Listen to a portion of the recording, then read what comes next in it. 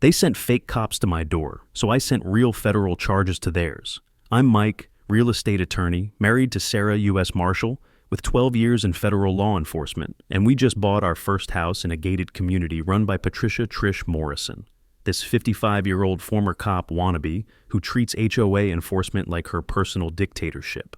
I come home, and there's a certified letter on my porch.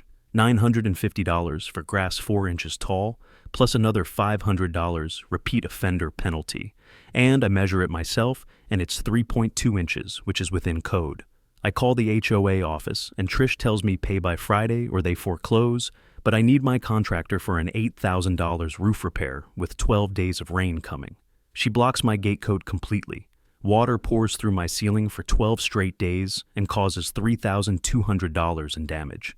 And I'm recording everything now. Then comes the knock at 9 p.m. 2 men in tactical gear with badges, saying they're officers here to enforce compliance, telling Sarah she needs to pay immediately or we vacate within 72 hours. Sarah opens the door and flashes her U.S. Marshal credentials, and they go pale and sprint back to their car. I recognize one, Trish's son Jake, 21-year-old mall security guard wearing borrowed gear with his gym buddy.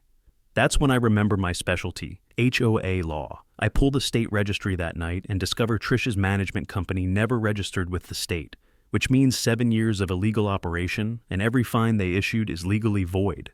I draft one letter citing 18 U.S.C. Section 1521, threatening a federal officer's family carries an 8-year maximum, plus state law, where impersonating law enforcement is a 3-year felony, and I attach ring footage and voice recordings.